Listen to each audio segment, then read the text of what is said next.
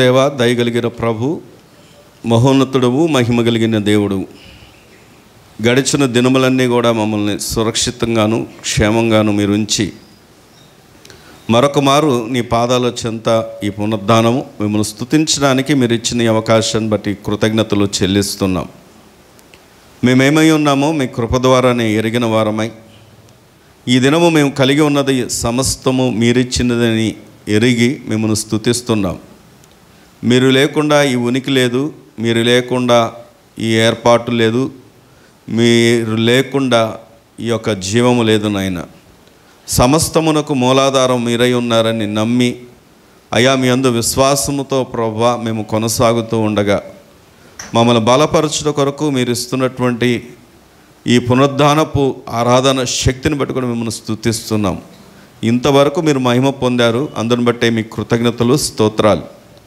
వాక్యమై ఉన్న దేవుడిగా కూడా మీరు మాతో మాట్లాడబోతున్నందుకే మీ కృతజ్ఞతలు. మీరు మాట్లాడితే మాకు నెమ్మది, సమాధానము, సంతోషం, ఆనందము, ఆరోగ్యము సమస్తం కూడా నీ మాటలోనే అయా మాకు కలిగి ఉండగా ప్రభు ఈ దినము మీ వాక్కు చేత మమ్మల్ని అందరినీ దర్శించండి. అయ్యా ఏ ఒక్కరము కూడా నీకు దూరముగా ఉండక, ఏ ఒక్కరము కూడా ప్రభువా మిమ్మల్ని వ్యతిరేకించకుండా మాలో ఉన్నటువంటి ఆ వ్యతిరేకపు స్వభావాల నుండి, పాపపు స్థితి నుండి విడిపించి అయాయిగొత్తని మా యొక్క పితరుల స్వయం అపరాధ దోషములన్నిటి నుండి కడగబడిన అనుభవంలోకి మమ్మల్ని అందరినీ నడిపించండి. మీరు అక్కడ బహు సమీపంగా ఉండగా మమ్మల్ని సిద్ధపరచండి. అయా ముఖ్యంగా నాయన నీ మాట చేత మమ్మల్ని అందరినీ కూడా ధైర్యపరిచి బలపరిచి మా ద్వారా మీ నామానికి మహిమ పొందమని ప్రార్థన చేస్తూ ఉన్నాం. మీ దాసుడు నిలబడుతుండగా మీ ఆత్మచాటును మరుగుపరిచి పరిశుద్ధాత్మదేవుడా మీరు మాట్లాడి మీ దాసును బహుబలంగా మీరు వాడుకొని మహిమ పొందమని మా ప్రభువును రక్షకుడైన యేసు క్రీస్తు వారి యొక్క శ్రేష్టమైన నామంలో ప్రార్థించి స్తుతించి పొంది ఉన్న మా పరమ తండ్రి, ఆమేన్. హల్లెలూయా. మహాదేవుడు మన రక్షకుడైన యేసుక్రీస్తు ఘనమైన నామమునకు మహిమ, ఘనత, ప్రభావములు యుగ యుగములకు కలుగునుగాక. ఆమేన్. ప్రభు అయిన యేసుక్రీస్తు ఘనమైన నామన ఈ నూతన వత్సరపు 3వ పునరుద్ధానపు ఆరాధనకు ప్రభువును ప్రేమించి దైవవాక్యమును కాంక్షించి వచ్చిన సహోదరులైన మీ అందరికీ ప్రభు అయిన క్రీస్తునాథుని పేరిట నా హృదయపూర్వక వందనాలు తెలియజేస్తున్నాను. ఈ మంచి దినాన పరిశుద్ధులైన మీ ఎదుట దైవవాక్యము ద్వారా పరిచర్య చేయడానికి నాకు ఇలాంటి అవకాశాన్ని కలుగు చేసిన జీవము గల దేవుని సేవకురాలు అమ్మను బట్టి సంతోషిస్తూ, ప్రభు అయిన నా ప్రియుడైన క్రీస్తునందు నా ప్రియ సహోదరుని బట్టి, కుటుంబాన్ని బట్టి సంతోషిస్తూ వారికి కూడా నా ప్రత్యేక వందనాలు క్రీస్తునాథుని పేరిట తెలియజేస్తున్నాను. ప్రభునందు ప్రియులారా, దైవవాక్యములోనికి వెళదాం. ఓ ప్రశ్న,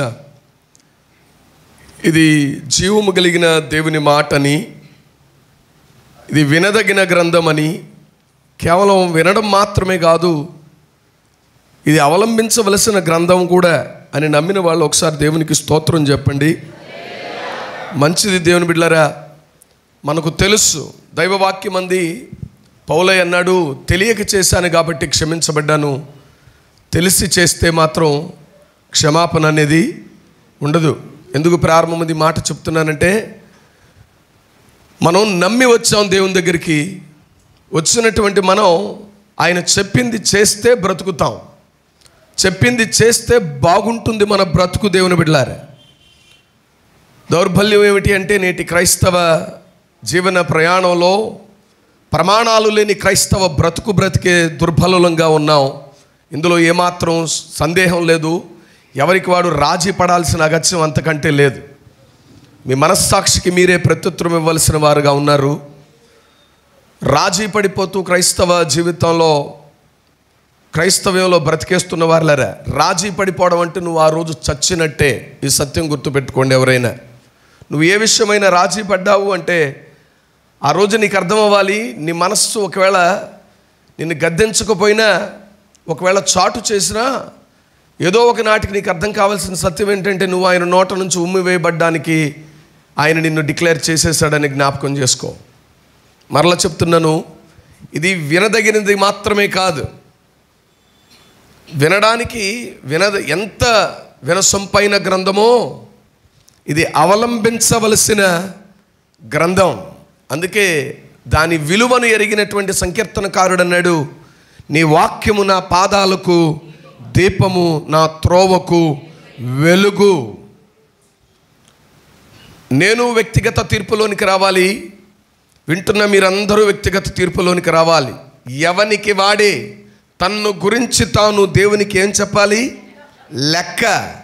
ఆనాడు అడుగుతాడు ఆయన ఒకే ఒక్క మాట, సింప్లెస్ట్ ఆఫ్ ద సింబల్, తెలుసా అంటాడు. తెలుసయ్యా, చాలా మాట.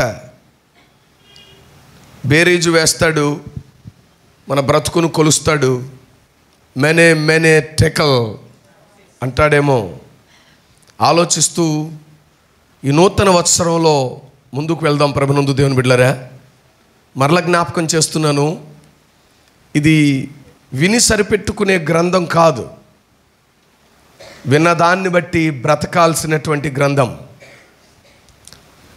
ఈరోజు అనుభవజ్ఞులైన లోకంలో గనులైనటువంటి వ్యక్తులు ఇచ్చే సలహా తూచా తప్పకుండా పాటిస్తామా లేదా చెప్పాలండి. మీ పిల్లల్ని చదివించాలనుకోండి, వీధి మూల రిటైర్ అయినటువంటి ఒక మాస్టరో వాళ్ళ పిల్లల్ని బాగా చదివించి ఓ ఉన్నత స్థితిలో ఉన్నటువంటి ఓ తండ్రినో ఓ తల్లినో సంప్రదించడానికి ఇష్టపడతావు. వాళ్ళు చెప్పి సజెస్ట్ చేసిన అదే స్కూల్లో నీ పిల్లల్ని జాయిన్ చేయడానికి ఏమాత్రం వెనుకంజ వేయం. కానీ ఆలోచిద్దాం, నా మట్టుకు నేను, ఎవరి మట్టుకు వారమే. ఏ గ్రంథం దగ్గరికి వచ్చావో, ఎవరు మాట్లాడితే జీవమని నమ్మడానికి వచ్చావో, ఆయన నీ బ్రతుకును గురించి పుట్టింది మొదలు చచ్చే వరకు మనం ఎలా నడుచుకోవాలో చెప్పాడు. కానీ బలహీనత ఏంట్రా అంటే, ఇది కేవలం ఓ రకంగా చెప్పాలి అంటే షోగా, నా దగ్గర కూడా బైబిల్ ఉంది, నేను కూడా బైబిల్ని చదువుతున్నాను అన్నట్లుగానే బ్రతికేస్తున్నామేమో పరీక్షించుకుంటూ దైవవాక్యంలోనికి వెళ్దాం రండి. ప్రభు అయిన యేసుక్రీస్తు వారు పరిచర్య ఆరంభించిన దినాలవి. ఆరంభించిన దినాలలో ఆయన ఒక పెళ్ళికి పిలిచారు. పెళ్ళికి పిలిచినప్పుడు ఆ పెళ్ళిలో ఓ కొరత ఏర్పడడం తల్లి గమనించింది. ఆమె పెళ్ళికి వెళ్ళినటువంటి ఆవిడ అన్నీ గమనిస్తూ ఉంది. వాళ్ళు బంధువులా కాదా అనేది మనకు అక్కడ పరిశుద్ధ గ్రంథమైన బైబిల్లో స్పష్టత ఇవ్వలేదు. వాళ్ళు కిన్ క్లోజ్ రిలేటివ్సా అనేది అయితే మనకు తెలియదు. కానీ ప్రభువును ఆయన శిష్యులను ఆ వివాహానికి ఆహ్వానించబడ్డారు లేదా పిలువబడ్డారు అనేటువంటి మాట వరకు మాత్రం ప్రభు అయిన దేవుడు తన సేవకుడైన యోహాను ద్వారా రాయించడం మనం చూస్తాం. వెళ్ళిన ఆ వివాహంలో తల్లి గమనించిన ఓ కొరత కుమారుడైన యేసుక్రీస్తుకు చెప్పగా ఆయన ఆమెతో మాట్లాడిన విధానం మనం ఎరుగుదము. ఆయన ఆ మాట చెప్పిన తర్వాత ఆమె వెళుతూ పనివారితో ఒక మాట చెప్పడం మనం చూద్దాం రండి. యోహాను సువార్త 2వ అధ్యాయం 5వ వచనము నుండి, ఆయన తల్లి పరిచారకులను చూచి ఆయన మీతో చెప్పునది చేయుడనెను. నాతో చెప్పండి మాట, ఆయన నాతో చెప్పినది చేయవలెను. ఒకసారి పక్క వాళ్ళు ఇంకా అలాగే చూడండి, వేలెత్తొద్దు, ఏం చేయొద్దు, అలాగే చూడండి. ఆయన నీతో చెప్పినది చేయండి. ఏం చేయాలి? వినాలా చేయాలా? చేయాలి. సరే, వినాలి అనే మాట కూడా ఉంది కాబట్టి ఈ రెండు మాటలు మీ ఎదుటికి తెస్తాను. కానీ మనం ధ్యానించబోయేది మాత్రం ఆయన మీతో చెప్పేది చేయడం. మనం ఎలాంటి వారమో బైబిల్కి బాగా తెలుసు, సజీవమైన దేవుడికి కూడా బాగా తెలుసు. ఆ బైబిల్ అయినటువంటి ఆయనకు బాగా తెలిసింది ఏంటంటే, ఓ సందర్భంలో హెస్కేలుతో మాట్లాడుతున్నాడు. హెస్కేలు, నువ్వు బాగుగా వాయించే వైనికుడుగా ఉన్నావు. అయితే నా ప్రజలైనట్లు నీ దగ్గరకు వచ్చి కూర్చుంటారు, నా ప్రజల్లానే నీ మాట వింటారు, కానీ దానిని అనుసరించి ప్రవర్తించరు కొడుకా అన్నాడు. వింటారు, నా ప్రజలు వినవలసిన విధంలోనే, నా ప్రజలు ఎలా వినాలని నేను కోరుకుంటానో అలాగే వింటారు. కానీ విన్నదాని ప్రకారం వాళ్ళు ఏం చేయరంట? అనుసరించరు. ఇంకొక మాట అన్నాడు ఆయన్ని, నువ్వు బాగుగా వాయించే వైనికుడిగా నువ్వు ఉన్నా వాళ్ళు లాభాన్ని అపేక్షించేవారు అన్నాడు ఆయన. ఏం కోరుకుంటారంటండి తన ప్రజలు? లాభాన్ని. పిలిచినోడు లాభప్రాప్తి ఎవడా ఇస్తాడు. అయితే వారు లాభాన్ని అపేక్షిస్తున్నారన్నాడు. లాభాన్ని అపేక్షించే హృదయం కలిగిన వారి ఎదుటకు వచ్చే ఆయన ఉత్త చేతులతో రాడు. వచ్చి ఆయన తీసుకురావాల్సింది తీసుకువస్తాడు. మాట వింటే కలిగే బహుమానం ఏంటో జ్ఞాపకం చేస్తాను సింపుల్గా. చేస్తే వింటేనే, మీరు వింటున్నప్పుడు వింటే ఇచ్చే బహుమానాలను గురించి మీరు విన్నప్పుడు మీకు అర్థమవుతుంది. ఏమనో తెలుసా? వింటేనే ఇన్ని దొరికితే అవలంబిస్తే ఇంకెంత క్షేమం ఉంటుందో. రండి, ఆయన మాట వింటే మన బ్రతుకుకు ఏమవుతుంది? ప్రవచన గ్రంథమైన యెషయా గ్రంథమందు ప్రవక్త అయిన యెషయా ద్వారా ప్రభు అయిన దేవుడు 55వ అధ్యాయం 3వ వచనము నుండి 3 మాటలు ఆ వచనంలో చెప్పాడు. చెవియొగ్గి నా యొద్దకు రండి, మీరు వింటే మీరు బ్రతుకుతారు. నేను మీతో నిత్యమైన నిబంధన చేస్తాను. దావీదునకు చూపిన శాశ్వతమైన కృపను నేను మీకు చూపిస్తాను. ప్రభునందు దేవుని బిడ్డలారా, ప్రారంభమందు మనం చదువుకున్న యోహాను సువార్త 2వ అధ్యాయ 5వ వచనం యోహాను సువార్త అంతటికి ఒక ద్వారము వంటిది, ఓ ఎంట్రన్స్ వే. ఆ మాట మనకు అర్థమైతే ఆయన మీతో చెప్పున్నది చేయండి, ఆ ముక్క మనకు అర్థమైతే దేవుని సన్నిధిలో ప్రభునందు ప్రియమైనటువంటి వారలారా ఆయన మాట యొక్క విలువేంటో అర్థమవుద్ది.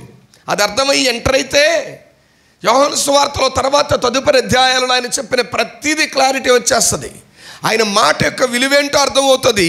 రెండవది, ఆయన మాటకు విధేయత చూపించవలసిన అవసరత ఎంత ఉందో కూడా మనకు అర్థమైపోతుంది. మూడవది, ఆయన మాటకు విధేయత చూపించి అవలంబిస్తే మనం పొందుకునే ఆ మహోన్నతమైనటువంటి కార్యములు, రూపాంతరపు అనుభవం ఎలాంటిదో మనకు పరిశుద్ధాత్మ దేవుడు అద్భుతమైనటువంటి రీతిలో బోధిస్తాడు. ఆ మాట యొక్క విలువేంటో అర్థమవుద్ది. ఆ మాటకు విధేయత చూపించవలసిన అవసరత ఎంతుందో అర్థమవుతుంది. విధేయత చూపించి ఆ మాటను మన పాదములకు దీపంగా, మన త్రోవకు వెలుగుగా కలిగి, మన నుదుట బాసికం కట్టుకున్నట్లుగా కట్టుకోగలిగి ఆ మాటను అవలంబిస్తే దాని వలన నీకు, నాకు, నీవు, నేను పొందే ఆ రూపాంతరపు అనుభవం ఎట్టిదో అర్థమవుతుంది. ఆ క్రమంలో మనకు ముందుకు వస్తున్నప్పుడు వినండి, ఆ మాట యొక్క విలువ. నా దేవుడు అంటే నా మాట ఎంత విలువైందంటే, చెవియొగ్గి నా యొద్దకు రండి అంటే ఆయన దగ్గరికి వచ్చే వారితో ఎప్పుడు ఆయన మాట్లాడడానికి ఇష్టపడే దేవుడు. ఆమెన్. ఎవరంటండి ఆయన? ఆయన దగ్గరికి వచ్చే వారి విషయంలో మౌనంగా కూర్చునే దేవుడు కాడా. ఆయన మాట్లాడడానికి ఇష్టపడే దేవుడు. ఆయన దగ్గర ఏమైనా దొరుకుతుందేమో అని ఆశతో వచ్చేటువంటి వారితో ఆయన మాట్లాడతాడు. ఈరోజు మనం ఎవరిని వెంబడించడానికి, ఎవరిని ఆరాధించడానికి ఉదయపు వేళ వచ్చావో ఆయన మాట్లాడే దేవుడు. నువ్వు వస్తే నీకంటే ముందుగా వచ్చి కూర్చుంటాడు. అందుకే అన్నాడు, చెవియొగ్గి నా యొద్దకు రండి, చెవియొగ్గి నా యొద్దకు రండి. నేనున్నాను, నేను మాట్లాడడానికి రెడీగా ఉన్నాను. చెవియొగ్గి నా యొద్దకు రండి, వచ్చి మీరు వింటే 3 మొక్కలు దొరుకుతాయి. వింటేనంట మొదటిది బ్రతుకుతాము. ఆమెన్. వింటే ఏం దొరుకుతుంది మనకు? బ్రతుకు, జీవం. ఆయన మాటలో జీవం ఉంది. అయితే ఒక మాట, ఆయన మాట వింటే భూ సంబంధమైనటువంటి పాఠ్య పుస్తకాలను బోధకుడు, టీచర్ బోధిస్తున్నప్పుడు వాటిని వింటే తరువాత తదుపరి బ్రతికే ఆ బ్రతుకులో ఏమండి సంపాదించుకోవలసిన సంపాదన కొరకు మనల్ని సిద్ధపరుస్తుంది. ఇది భూ సంబంధమైన ఎడ్యుకేషను. ఉదాహరణకి ఎలాగ అనుకుందాం, ఓ 25 ఏళ్ళు లేదా 30 ఏళ్ళు నువ్వు చదువుకునే చదువు, ఆ తర్వాత నువ్వు బ్రతికే 40 ఏళ్ల బ్రతుకు కోసమో, అధిక బలం ఉండి 70 ఏళ్ళు నువ్వు బ్రతికితే, నువ్వు 100 ఏళ్ళు బ్రతికే ఆ బ్రతుకు కోసం సంపాదించుకోవడానికి సమర్థుడిగా నిన్ను సిద్ధపరుస్తుంది. కానీ జీవగ్రంథమైనటువంటి సజీవుడైన దేవుని మాట వింటే దొరికే మొదటి క్షేమాధారమైనటువంటి ఆశీర్వాదం ఏమిట్రా అంటే బ్రతుకు. అది భూమి మీద, కేవలం భూమి మీద ఉన్నప్పుడు మాత్రమే బ్రతికే బ్రతుకు కాదు, అది పరమందు కూడా బ్రతుకు ఇస్తుంది. అది దేవునికి స్తోత్రం కలుగును గాక. ఎక్కడ కూడా అందుకే ఒకసారి యోహాను సువార్త చూడండి 5వ అధ్యాయం 24వ వచనంలో అంటాడు ఆయన. యోహాను సువార్త 5:24, నా మాట విని నన్ను పంపిన వాని యందు విశ్వాసముంచువాడు నిత్య జీవము కలవాడు. చాలు, ఏ జీవం? నా మాట వింటే మీరు బ్రతుకుతారన్నాడు. బ్రతికే బ్రతుకు భూమి మీద మాత్రమే కాదు, భూమి మీద మనం శరీరాన్ని విడిచిపెట్టిన తర్వాత అస్సలు బ్రతుకుంది. అక్కడ కూడా దేవుడు నిత్యమైన జీవాన్ని ఇస్తాడు. నిత్యమైన జీవము నా మాట వినుట వల్ల ఏం కలుగుతుంది? విశ్వాసం కలిగినప్పుడు. నా మాట విని నన్ను పంపిన వాని యందు విశ్వాసముంచువాడు నిత్య జీవము కలవాడు. ఇంతకు ఈయన మాట వినడానికి ఈయన మాట ఎలాంటిది? ఈయన మాట వినదగినదేనా? ఈయన మాటలో ఉన్న ఔన్నత్యం ఏంటి? యోహాను సువార్త 6వ అధ్యాయం 68వ వచనాన్ని ఒకసారి చదువుకుందాం. యోహాను సువార్త 6వ అధ్యాయం 68వ వచనం. సీమోను పేతురు, ప్రభువా మేము ఎవరి దగ్గరికి వెళ్తాం? నీవే నిత్య జీవపు మాటలు కలవాడవు. అందుకే బైబిల్ అంటుంది వినుట వలన మీరేమవుతారు? బ్రతుకుతారు. ఏంది ఆ బ్రతుకు? ఎలాంటి బ్రతుకునిస్తుంది అంటేనంటే ఆయన మాట నిత్య జీవపు మాట. అది లోకంలో పెద్దలు చెప్తారు, ఒరే పెద్దోళ్ళ మాట సద్దన్నం చెప్పాలి. ఏ మూట? సద్దన్నం మూట. ఉదయపు వేళ నీకు బలాన్ని ఇస్తుంది. నువ్వు పనులు చేసుకోవడానికి, భూమి మీద నీ దేవుడు నీకు ఇచ్చిన సామర్థ్యాన్ని సమర్థవంతంగా ఉపయోగించుకోవడానికి నీకు సద్దన్నపు మూట పనికి వస్తుంది. నీ శరీరాన్ని బలపరుస్తుంది. దేవుని మాట అంటే నిత్య జీవపు ఊట అంటది. నిత్య జీవపు మూట అనలేదండోయ్. మూట తిన్న వెంటనే ఏమైపోద్దో తెలుసా? తరిగిపోద్ది. ఊట తోడే కొలది ఊరుతుంది. ఆయన మాటలు నువ్వు తోడే కొలది అంటున్నాడు. అందుకే 3 దొరుకుతాయన్నాను. మొదటిదేమో దొరుకుతుందంటే ఆయన మాట యొద్దకు వస్తే వింటే బ్రతుకు దొరుకుతుంది. మనకు బాగా బ్రతకాలని ఆశపడుతున్న యవన తమ్ముళ్ళు, యవన చెల్లెళ్ళు, నడివయస్సులో ఉన్నటువంటి వారులారా, వృద్ధాప్యం ముందు ఉన్నటువంటి తల్లిదండ్రులారా, బాగా బ్రతికి బాగా క్రీస్తు కొరకు చచ్చిపోవాలని ఆసక్తి కలిగిన వారులారా, ఈ పూట నాతోనూ మనందరితోనూ ప్రభు అయిన దేవుడు అంటున్న మాట ఏంటో తెలుసా? నా మాట వింటే మొదటిది మీకు కలిగే ఆశీర్వాదం, బ్రతుకుతారు మీరు. ఏదో బతుకున్నామంటే బ్రతుకున్నామనే బ్రతుకు కాదండి. ఉన్నామంటే ఉన్నామనేటువంటి బ్రతుకు కాదండి. అర్థవంతమైనటువంటి బ్రతుకది. ఈరోజు బ్రతికే వాళ్ళు అర్ధరాహిత్యమైనటువంటి బ్రతుకుతున్నారు.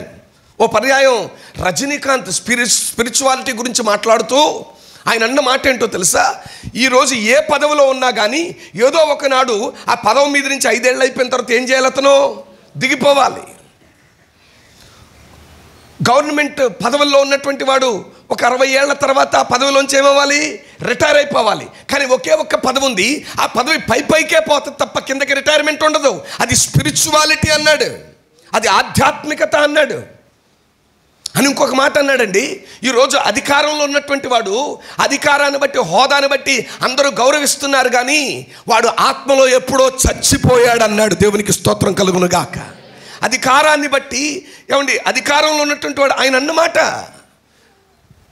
ఆత్మలో చచ్చాడు అన్నాడు. ఆయన ఆత్మలో చచ్చిపోవడం ఏంటి అంటేనంట, రాజీ పడిపోయారు.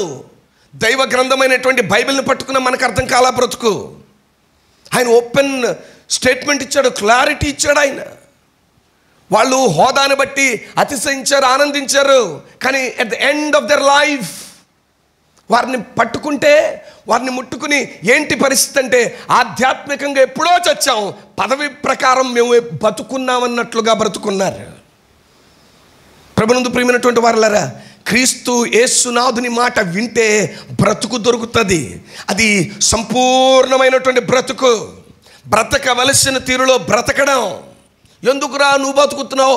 లోకం కొందరు అంటారు కదా, కుక్క బతుకుతుంది, నువ్వు బ్రతుకుతున్నావు. ఇది కాదు నా దేవుడిచ్చే బ్రతుకు. ఆయన బ్రతుకు అర్థవంతమైనటువంటి బ్రతుకునిస్తాడు. భలే బ్రతికేవు నాన్న, బ్రతికిన 3 రోజులైనా నా కొరకు అంటాడు ఆయన. లోకమందు కొన్ని మాటలు మనం వింటాం, కాకిలాగా కలకాలం బతికే కంటేనంట హంసలాగా 6 నెలలు బ్రతికితే భేష్ అంటాం. కాకిలా కలకాలం బ్రతికే కంటే. కానీ దౌర్బల్యం ఏంటో తెలిసి ఈ దినాన క్రైస్తవ్యం ఎప్పుడు ఆయన త్వరగా వస్తే బాగుండనే ఆశ కంటే నేను ఎక్కువ కాలం బతికితే బాగుండనే బతుకుతున్నాం మనం. మంచిదే, బ్రతకండి. కానీ బ్రతికే నువ్వు ఎలా బ్రతుకుతున్నావు రేపు లెక్కలోనికి తీసుకురాబడతావు. ఒకటి బ్రతుకునిస్తాడు. చదవండి రెండో మాట అదే క్రిందకు, నేను మీతో. రెండవది నిబంధన. ఆయన మాట వింటే నిత్యమైన నిబంధనను స్వాస్యముగా దేవుడు మనకిస్తాడు. మాట వింటేనే చూడండి దొరికే క్షేమాలండి. బ్రతుకుతాం, విలువైన బ్రతుకుతాం. అది కేవలం శరీరంతో ఉన్నప్పుడు మాత్రమే కాదు, శరీరాన్ని విడిచిన తర్వాత యుగ యుగాలు బ్రతకవలసినటువంటి ఆయనతో కూడా బ్రతుకుతాం అక్కడ. లేకపోతే దేవుని కుమారుని అంగీకరించేవాడు నిత్య జీవము గలవాడు, అంగీకరించని వాడు మరణమునకు పాత్రుడు, నాశనమునకు పాత్రుడు. దేవుని అంగీకరించిన వాడు జీవము గలవాడు అంటాడు యోహాను మొదటి పత్రికలు. యోహాను ద్వారా దేవుడు రాయించిన మొదటి పత్రిక 5వ అధ్యాయంలో మాట్లాడే మాట ఏంటో తెలుసా? యేసు దేవుని కుమారుడని గుర్తించువాడు జీవము గలవాడు అంటాడు. చూడండి 11వ వచనంలో మనం చూస్తే,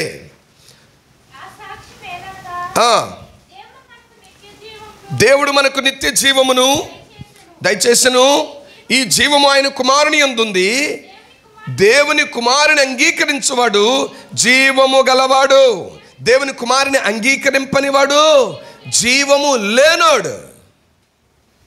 ఆయన దగ్గర జీవం దొరుకుతుంది. దేవుని కుమారుని అంగీకరించకపోతే భూమి మీద బతుకున్నట్లే పేరుంటుంది, కానీ రేపు ఏముండదు. భూమి మీద అందరి దృష్టికి నువ్వు బతుకున్నట్టే. అందుకే ఎఫెసీ పత్రిక 2వ అధ్యాయం 1వ వచనంలో రాశాడు.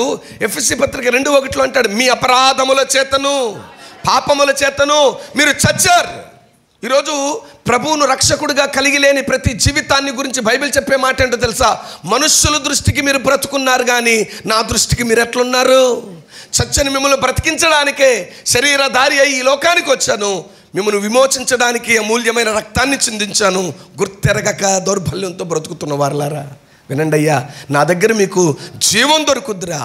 రెండోది నిత్యమైన నిబంధన నేను మీతో చేస్తాను. మూడో మాట ఏమంటాడో తెలుసా? శాశ్వతమైన కృపనిస్తానన్నాడు.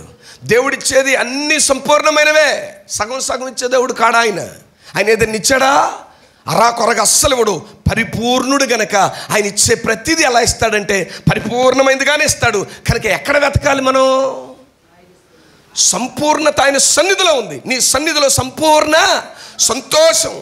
ఇక్కడ మీకు వినండి ప్రభుత్వ దేవుని బిడ్డలారా, ఇక్కడ మరి ఎందుకో నాకు అర్థం కాదు, కానీ మనలో చాలామందికి ఇక్కడ గడపడం చాలా ఎక్కువసేపు గడపడం ఇష్టం ఉండదు.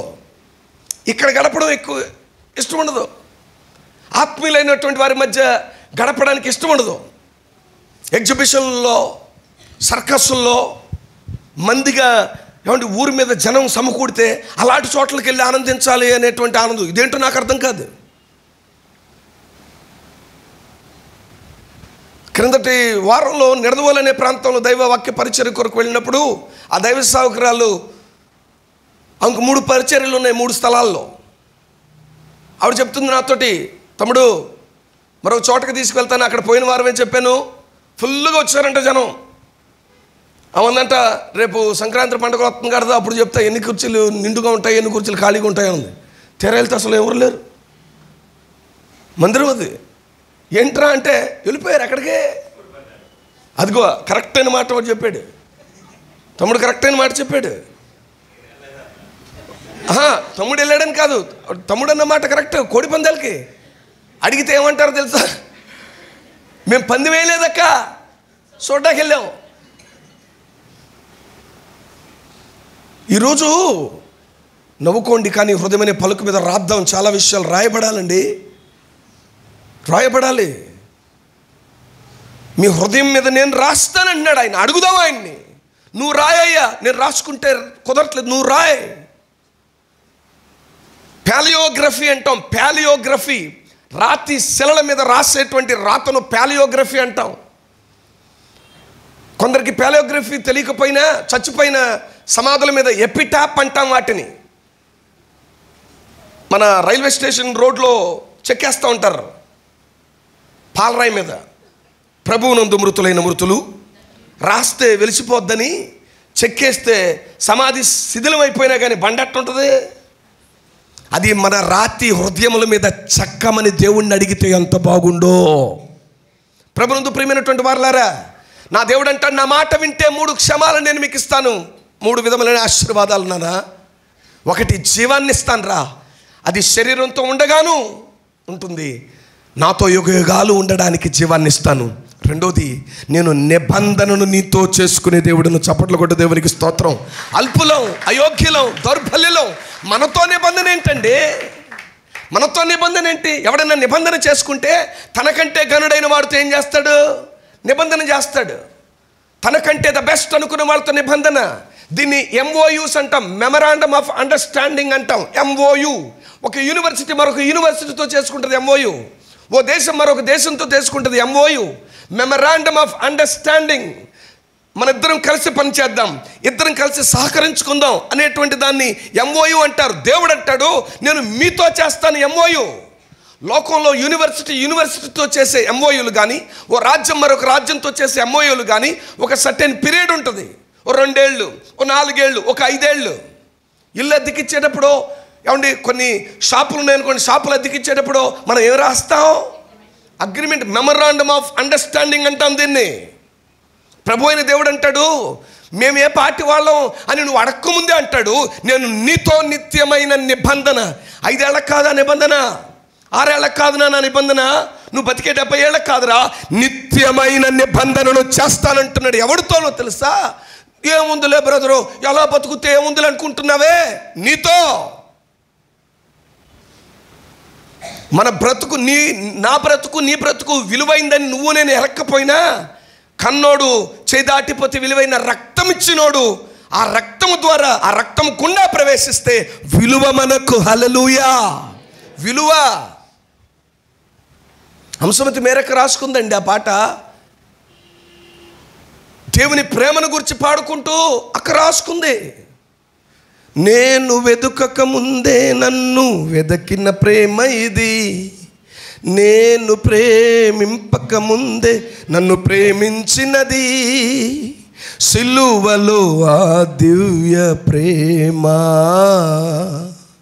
విలువకు అందనిది, సిలువలో నీ దివ్య ప్రేమ విలువకు అందనిది. యేసయ్యా నీ ప్రేమ వర్ణింపా నా తరమా, యేసయ్యా నీ ప్రేమ వర్ణింపా నా తరమా. ధైర్యంతో చెప్తావు ఈ మాట. నాలో నీ ప్రేమ నీదై ఉన్నది దేవా, ఆ ప్రేమలో నన్ను బలపరచు దేవా. నాలో నీ ప్రేమ నీదై ఉన్నది దేవా, ఆ ప్రేమలో నన్ను బలపరచు. హల్లెలూయా. ఆమె అనుభవంతో రాసుకుంది, మనం పాడుకుంటున్నాం అంతే. ధైర్యంతో చెప్పాలా మాట మనం కూడా. నాలో ఉన్న ప్రేమ అది నీదయ్యా. ఆ ప్రేమ ఉన్ననాడు ఆ మాట చెప్పడానికి ప్రయత్నం చేద్దాం. ప్రభునందు దేవుని బిడ్డలారా, నా దేవుడు మన విమోచకుడు అంటున్న మాట, నేను మీతో నిత్యమైన నిబంధన చేస్తాను రా. 3వది అంటాడు, శాశ్వతమైన కృప. దావీదుకు నేను చూపింది అశాశ్వతమైందే.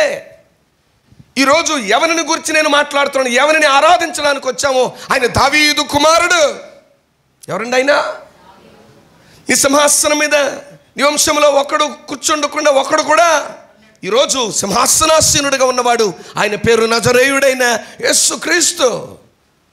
నిత్యమైన నిబంధన చేసినడు, నిత్య ఏమిస్తానన్నాడు? శాశ్వతమైన కృపను చూపిస్తాడంటండి. ఆయన కృప శాశ్వతం. 136వ సంకీర్తనలో ప్రతి చరణం వెంబడి ఆయన కృప నిత్యముండును. ఆశపడ్డాడు సంకీర్తనకారుడు. యెహోవా దయాళుడు, ఆయనకు కృతజ్ఞతాస్తుతులు చెల్లించుడు. ఆయన కృప, ప్రభువుల ప్రభువునకు కృతజ్ఞతాస్తుతులు. ఆయన కృప, దేవదేవునికి కృతజ్ఞతాస్తుతులు. ఆయన కృప, ఆయన ఒక్కడే మహాశ్చర్య కార్యములు చేయువాడు, ఆయన కృప. ఆశపడ్డాడు దావీదు, ఆశించిన ప్రాణాన్ని తృప్తిపరచువాడు నా విమోచకుడు, మన ప్రియ ప్రభువు. ఆయన ఇచ్చిన వాగ్దానం, దావీదా కొడుక, నీ సింహాసనం మీద ఒక్కడైన నువ్వు ఉండక మానడు, శాశ్వతమైన కృపను చూపిస్తానన్నాడు. ఆయన వింటేనే ఇన్ని దొరికితే మరి ఆయన మాటను అనుసరిస్తే, ఇప్పుడు అమ్మంటుంది, తల్లి అంటున్న మాట, ఆయన మీతో చెప్పున్నది రెడీనా? ఆయన మనతో ఈ సంవత్సరం అయినా ఆయన చెప్పింది చేద్దామా ప్రభునందు దేవుని బిడ్డలారా? దైవ సేవకులుగా కొన్నిసార్లు ఏమండి ఆ ఉద్వేగంలోనో కొన్నిసార్లు మానవ ఇమోషన్స్తో మేము చెప్పేటువంటి వాటికి విలువ ఇచ్చేస్తారు మీరు. కానీ ఇది ఇమోషన్లతో రాయబడిన గ్రంథం కాదు ఇది. It's not out of emotion, but it is out of spirituality. ఆత్మ సంబంధమైన, ఆత్మదేవుడు రాయించిన ఆధ్యాత్మిక సత్య జీవ గ్రంథం ఇది. ఈరోజు దీనిలో చెప్పబడినవి చాలామంది టీవీల్లో చెప్పేస్తుంటే, బాటిల్తో వాటర్ తెచ్చుకోండి, బాటిల్తో శేషాలు పట్టుకొచ్చుకోండి అంటే ఎగబడి తెచ్చుకుంటున్నాం. దీనిలో ఉన్నది ఒక్క ముక్క చేయం. ఆలోచిద్దాం, దీనిలో ఉన్నది చేస్తే ఏం జరుగుతుంది? ఏమండి, ఆయన ఎప్పుడు అన్యాయస్తుడు కాదు. ఆయన మాట భూమి ఆకాశంలోనే గతిస్తాయేమో కానీ ఆయన మాట,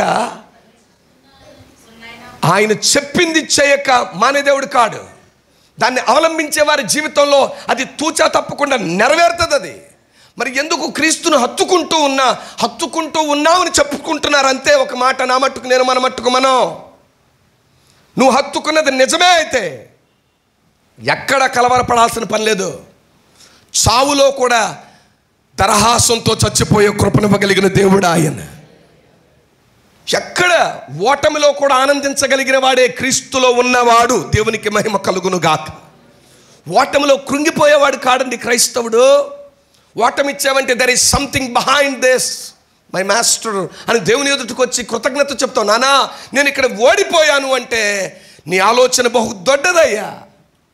ఇది ఓటమి కాదు, నువ్వు నాకేదో నేర్పించడానికి నేను పరుగులెత్తుతున్నాను కాబట్టి కూర్చోమన్నావు. థ్యాంక్ యూ లార్డ్, కూర్చుంటానయ్యా. కూర్చోగలిగితే నిత్యమైన ఏం చేస్తాడు ఆయన? నిబంధన చేస్తాడు, శాశ్వతమైన కృపను చూపిస్తాడు. సరే, అవలంబిస్తే జరిగేదేంటి? ఆయన మీతో చెప్పున్నది చేయండి. ఆ మాట చెప్పింది ఆవిడ. ఆయన మొదలు పెట్టారు అన్నాడు. ఇదిగో అక్కడ రాతి బాణలు కనబడుతున్నాయి కదా. ఎన్ని ఉన్నాయి అక్కడ? 6 రాతి బాణలు ఉన్నాయి. వాటిని చూచన్నాడు, వాటిని నిండుగా ఎక్కడ వరకు నింపమన్నాడు? వాటి అంచుల వరకు నింపండి, అంచుల వరకు నింపండి అన్నాడు. అంచుల దాకా నింపారంటారా లేదంటారా? నింపారా లేదా? చేశారంటారా వాళ్ళు? అవునా? చేయడానికి ఆయన మాట, ఆయన అక్కడ ఏమైనా అథారిటీయా? ఈవెంట్ మేనేజరా? మనలో అనమాట. ఈ పూట బాగా అర్థమవుద్ది మీకైతే. ఈవెంట్స్ మేనేజర్లు మనకు తెలుసు కదా. ఈవెంట్ మేనేజర్ అయినా, పెళ్ళిళ్ళు నిర్వహించి పెళ్ళిళ్ళు ప్రధాన. మరి ఆయన మాట ఎందుకంటారు వాళ్ళు? ఆయన మాట అలాంటిది. ఆయన for the very first time చూసిన వాళ్ళు కూడా ఆయన మాటకు ఎలా లోబడ్డారు ఒక మాట మనం చూసి ఆ ముందుకు వెళ్దాం దేవుని బిడ్డలారా. యోహాను సువార్త 7వ అధ్యాయం 46వ వచనం చూడండి. యోహాను సువార్త 7:46. ఆ బంట్రోతులు అధికారి ఎదుటికెళ్ళి యేసుప్రభు ఏడ్రా పట్టుకుని బంధించి రమ్మన్నాం కదరా అంటే వాళ్ళు అంటారు, ఆ బంట్రోతులు ఆ మనుష్యుడు మాట్లాడినట్లుగా ఎవడును ఎన్నడును మాటలాడలేదు. చాలు, ఆయన మాట్లాడినట్టు ఎవడును ఎన్నడును. ఆ మాట విని ఆ మాటలు ధ్యానిస్తాను వచ్చేసాం మేము. ఎందుకు వెళ్ళామో కూడా మాకు అర్థం కాలేదయ్యా. ప్రభునందు ప్రియులారా, ఆయన మాట ప్రకటన గ్రంథకర్త అంటాడు, నదీ ప్రవాహము వంటి శబ్దం వంటిది ఆయన మాట. ఆయన మాట అంట లెబనోను మ్రానులను ఏం చేస్తుంది? విర్రగొట్టేస్తుంది. ఆయన మాట లేళ్లను ఏం చేస్తుంది? ఈన చేస్తుంది. లేడి ఈనడం అంత సులువు కాదు, గేది ఇన్నట్టుగా ఈనేది. అది ఎంతో భయానక బీతావాహ పరిస్థితి దాని ఎదుటుంటే కానీ అది ఏందో. లేడి కాన్పు అంత సులువు కాదు దేవుని బిడ్డలారా. దాని కాన్పు కలగడానికి దేవుడు భయంకరమైనట్టయితే సింహాన్నో పులునో దాని ముందుకు తెస్తాడు. అది ప్రాణాన్ని విమోచించుకోవడానికి అమ్మో చచ్చిపోతాను అనుకున్నప్పుడు ఆ భయంలో కనేస్తుంది అది. అంటే దేవుని మాట ఎలాంటిదంటే ఆయన మాట్లాడితే పెళపెళ పెళపెళ ఉరుము వంటి శబ్దం అయినది.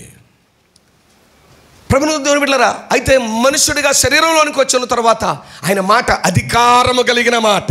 ఇప్పుడు ఆ అధికారం కలిగిన మాటతో వారు లోబడ్డారు. దౌర్బల్యం ఏంటంటే మనమే లోబట్ల. ఏమన్నా అడిగామనుకో, ఆయన మన ముందు ఉంటేనండి ఏం చేసేవాళ్ళం, మనం లోబడేవాళ్ళం. ఆలోచిద్దాం. నా మట్టుకు నేను, మన మట్టుకు మనం పరీక్షించుకుందాం. ప్రభువుని దేవుని బిడ్డలారా, ఆయన మీతో చెప్పినది చేయడానికి. కానీ ఆమె చెప్పింది, ఆయన ఎవరండి మేము ఆయన చేయడానికి అని ఎవరు అడగలా. ఆయన పిలిచన్నాడు, ఈ అర్రాతి బాణలను అంచుల మట్టుకు నింపండి ఆయనలారా. నింపేశామయ్యా అన్నారు. అయితే అన్నాడు, ముంచి తీసుకెళ్ళి వడ్డించండి. మొదటి మాట ఏంటో చెప్పమంటారా? ఆయన మనతో చెప్పినది చేస్తే ఏం జరుగుతుందో తెలుసా? మారా వంటి అనుభవాలలోనికి జారిపోవలసిన మనం మధురమైన అనుభవాలను చవి చూస్తాం. ఏం చూస్తాం? అవమానమునకు పాత్రులం కావలసిన మనం ఆశీర్వాదములకు వారసులం అయిపోతాం. ప్రభువుని దేవుని బిడ్డలారా, రెట్టింపు ఘనతను పొందుకుంటాం. ఆయన మాటను, ఆయన చెప్పింది చేస్తే మారా వంటి స్థితిలోనికి దిగిపోవలసిన మనం మధురమైన సుమధుర అనుభవాలలోనికి దేవుడు మనల్ని దాటింపచేస్తాడు. స్వీట్ మెమరీస్లో రాసేసుకుంటాం వాటిని. ఇక్కడ నిజంగా చెప్పాలంటే ఆ విందు అవమానపరచబడిపోవాలి. అవునా కాదంటారా? చెప్పండి. ఆ విందు మొత్తం ఆ ఏర్పరచునోడికి సిగ్గు తలదించుకోవాలి. పెళ్లి చేసుకున్న వాడికి, పెళ్లికి పిలువబడినటువంటి వారంతా ఏమంటే వీళ్ళని ఉమ్మేసో దుమ్మెత్తో పోవలసినటువంటిది. మారా ఆ అనుభవాలలోనికి దిగజారిపోవలసినటువంటి వారిని ఆయన మధురమైనటువంటి స్థితిలోనికి తీసుకొచ్చాడు. ముంచి తీసుకెళ్లారు. ఎంత ఆశ్చర్యం, ఎంత అద్భుతమేనండి. ఆయన మాట ప్రశ్నించకూడదు. దరిద్రం ఏంటో కానీ దీన్ని అన్నీ ప్రశ్నిస్తాం. ఊరి మీద ఎవడో కూర్చుని ఏమండి పలానా దగ్గర ఉన్నాడు, పలానా హోటల్లో దిగాడు, 2 రోజులు ఉంటాడు, అలా అటువంటి కలవండి అంటే మారు ప్రశ్నలు ఉంటాయా? చెప్పండి, ఉంటాయా? ఉండవు. ఓ రోజు ఒక దగ్గర చదివాను నేను. ఒక ఆయనంట చక్కగా దేవుడు ప్రేమించి 2 పిల్లల్ని ఇచ్చాడు, చక్కని భార్య, చేసుకోవడానికి మంచి ఉద్యోగం, సమర్థతనిచ్చాడు, బాగుంది తన బ్రతుకు అనిపించిందంటే, ఏదో లేమిగా ఉందనిపించిందట. ఇలాగే ఎవడో వార్త ఉన్నాడు, పలానా హోటల్లో పలానా ఆయన దిగాడు, మంచి సలహాలు ఇస్తాడు. ఆ దగ్గరికి వెళ్ళి విషయం అంతా చెప్తే అంతా బాగుంది కదరా అన్నాడంట. ఏం బాగుందంటే ఏంటో నెమ్మది లేదన్నాడంట. అప్పుడు ఈయన అన్నాడట, అయితే 2 పంది పిల్లలను తెచ్చుకుని ఇంట్లో కట్టుకో అన్నాడట. ఏం కట్టుకోమన్నాడు? 2 పంది పిల్లలను తెచ్చుకుని ఇంట్లో కట్టుకో అన్నాడట. పందిని కట్టుకుంటే కుక్కలను కట్టుకున్న ఊరి మీద తీసుకెళ్ళి ఏదో ఒకటి చేయించవచ్చు. వాటిని రోడ్లని కూడా తెలియకుండా ఆడింటి ముందు ఈడింటి ముందు రకరకాలుగా చేయించేస్తాం కదా మన ఇంటి ముందు తప్ప. కుక్కలను తీసుకెళ్ళి పందిని అడిగి తీసుకెళ్తావు, పందేమని చెప్పుద్దా, పందేమని అరుచుద్దా, ఒరే బాబు బయటికి తీసుకెళ్ళరా అంటదా? అందో. పందిని తెచ్చి కట్టుకున్నాక ఆశ్చర్యం ఏంటో తెలుసా? ఇంట్లో ఉన్న ఇల్లు వదిలిపెట్టి బయట ఉండడం మొదలెట్టారు. ఇప్పుడు ఎత్తుకుంటున్నాడు, ఆయన ఎప్పుడు వస్తాడు రా బాబు సలహా ఇచ్చినాడు, వస్తే బాగుండి మరొక మంచి సలహా తీసుకుందాం అని చూస్తున్నాడు. 6 నెలలు అయినా రాలా. సుడి బాగుండి 9 నెలల తర్వాత వచ్చాడు. మళ్ళీ అనౌన్స్ చేశారు, ఫలానా ఆయన ఫలానా హోటల్లో ఉంటాడు, దిగాడు, రండి సలహాలు సంప్రదింపులు కావాలంటే అన్నాడు. వెళ్ళాడు. అయ్యగారు పోయినసారి మీ దగ్గరికి వచ్చాను, నాకు ఇలా పరిస్థితి బాగోలేదన్నప్పుడు మీరు పందిని కట్టుకోమన్నారు, పందిలను కట్టుకున్నానండి, ఆ తర్వాత పరిస్థితి చాలా దుర్భరంగా ఉందండి అన్నాడు. ఇప్పుడు అన్నాడు, అయితే ఒక మంచి సలహా ఇస్తారా చేయనండి. ఏంటయ్యా అంటే, ఆ పందులను 2 బయటికి తోలే అన్నాడు. తోలేసిన తర్వాత లోపలికి వెళ్ళాను. అమ్మ ఎంత బాగుందో, అంతకుముందు ఇది కాదా ఉంది? చెప్పండి, అంతకుముందు ఆ స్థితి కాదా ఉంది?